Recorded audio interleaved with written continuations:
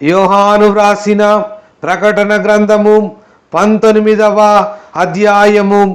అటు తరువాత బహుజనుల శబ్దము వంటి గొప్ప స్వరము పరలోకమందు ఏలాగు చెప్పగా వింటిని, ప్రభువును స్తుతించుడి, రక్షణ మహిమ ప్రభావములు మన దేవునికే చెల్లును. ఆయన తీర్పులు సత్యములను న్యాయములునై ఉన్నవి. తన వ్యభిచారముతో భూలోకమును చెరిపిన గొప్ప వేశ్యకు ఆయన తీర్పు తీర్చి తన దాసుల రక్తమును బట్టి దానికి ప్రతిదండన చేసెను.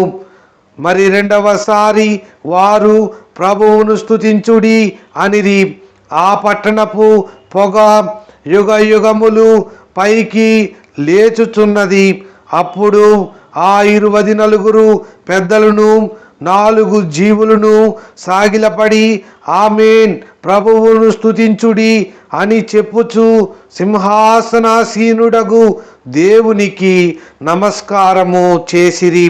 మరియు మన దేవుని దాసులారా, ఆయనకు భయపడు వారలారా, కొద్దివారేమి గొప్పవారేమి, మీరందరూ ఆయనను స్తుతించుడి అని చెప్పుచున్న యొక్క స్వరము సింహాసనమునొద్ద నుండి వచ్చెను. అప్పుడు గొప్ప జనసమూహపు శబ్దమును, విస్తారమైన జలముల శబ్దమును, బలమైన ఉరుముల శబ్దమును పోలిన యొక్క స్వరము, సర్వాధికారియు ప్రభువునగు మన దేవుడు ఏలుచున్నాడు, ఆయనను స్తుతించుడి.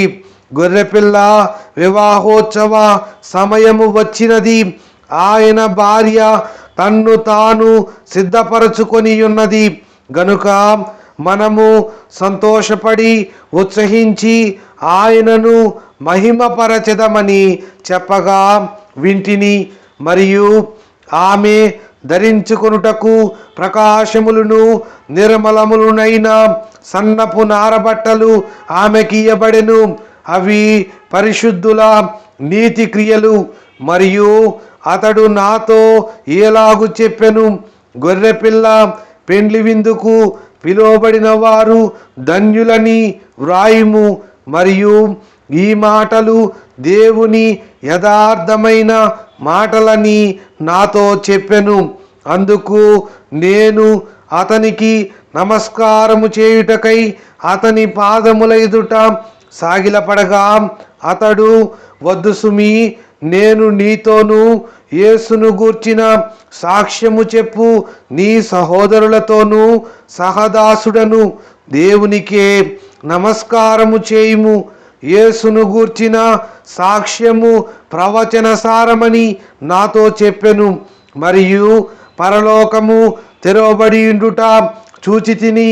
అప్పుడిదిగో తెల్లని గుర్రం ఒకటి కనబడెను. దాని మీద కూర్చుండి ఉన్నవాడు నమ్మకమైన వాడును సత్యవంతుడును అను నామము గలవాడు. ఆయన నీతిని బట్టి విమర్శ చేయుచు యుద్ధము జరిగించుచున్నాడు. ఆయన నేత్రములు అగ్ని జ్వాల వంటివి. ఆయన శిరస్సు మీద అనేక కిరీటములుండెను. వ్రాయబడిన ఒక నామము ఆయనకు కలదు, అది ఆయనకే గాని మరి ఎవనికిని తెలియదు.